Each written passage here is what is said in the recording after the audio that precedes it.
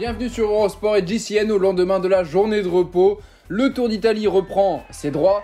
Dimanche, Giulio Ciccone s'est imposé sur la 15e étape du Giro, lançant ses lunettes comme il en a l'habitude dans le public. Pas de changement au classement général. C'est toujours Richard Carapaz en tête devant Jay Hindley à 7 secondes, Joao Almeida à 30 secondes, Mikel Landa juste en dessous de la minute, Guillaume Martin est 10e à 8 minutes 02 après une nouvelle échappée qui lui a permis de reprendre du temps au maillot rose. Cette 16e étape aujourd'hui s'élancera de Salo. Regardez la magnifique ville de Salo. Départ direction Aprica, 202 km. Aprica où s'était imposé Mikel Landa en 2015. Il y aura forcément le Mortirolo sur la route. Le Mortirolo qu'un certain Giulio Ciccone avait franchi en tête en 2019, dernier passage du Giro au sommet. Regardez le Mortirolo qui est ici. Et puis on ira chercher la montée finale de Santa Cristina avant une redescente vers Aprica. Regardez, sans oublier évidemment le Coletto di Cadino en tout début d'étape, 202 km d'une très belle étape que l'on attend exceptionnelle.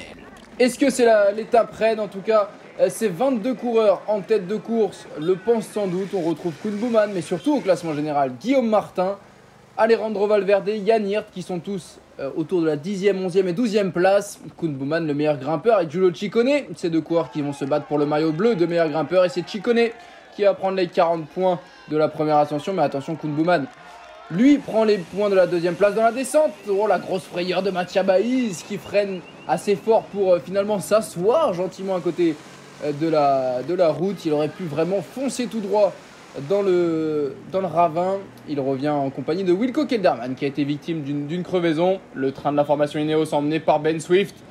Alors que dans la vallée, c'est Simon Yates qui prend les devants et qui va essayer de retrouver ce groupe de tête qui était parti un peu à l'abri des caméras. On retrouve Lennart Kemna, Chris Hamilton, Thymen Arendtman dans ce groupe de tête. À 80 km de l'arrivée, le peloton est pointé à 5 minutes. Et l'échappée qui s'est donc morcelée en deux groupes. À l'avant, Jan Hirt, on retrouve Pouls, Yucarty, Valverde qui a senti le bon coup. Guillaume Martin, lui, n'est pas dans le bon wagon. La formation Astana qui prend les rênes du groupe maillot rose. Et Vincenzo Nibali qui va basculer au sommet. Pavel Sivakov, le français, a été un petit peu surpris. Et le requin de Messine plonge dans la descente du Mortirolo en tête. Ce qui va pousser Domenico Pozzovivo à la faute. Le vétéran italien, 5e du classement général à 1 minute et 1 seconde de Richard Carapaz, est allé au sol. Et Nibali qui prend, comme à son habitude, de nombreux risques. Et regardez le coureur d'Astana Kazakhstan Team qui ne va pas créer un écart très important avec le reste du groupe maillot rose. Regardez Carapaz qui descend très bien et qui va reprendre Nibali.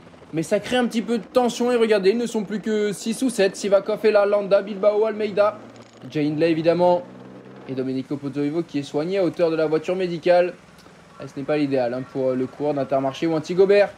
Alors qu'ici, Martin, Yates et Kelderman, 3 excellents grimpeurs, sont repris. Et Martin est aussitôt distancé. Le yo-yo Guillaume Martin aujourd'hui. Koen Bouwman également repris. Lui qui avait pris le maximum de points sur la montée précédente. Et à 20 km du but, alors qu'on attaque la montée finale, Lennart Kemna s'isole. Le vainqueur de l'étape de l'Etna, qui est peut-être parti pour une nouvelle victoire d'étape. Wout Poels qui s'est relevé de l'échappée pour attendre ses équipiers puisque la Bahrain Victorious roule. Et à l'avant, Thymen Arendtman, le néerlandais de la DSM, a placé un démarrage. Tout comme Jan Hirt, 1-1. Les coureurs les plus frais de l'échappée tentent d'y aller. Yucarty et Valverde sont trop justes.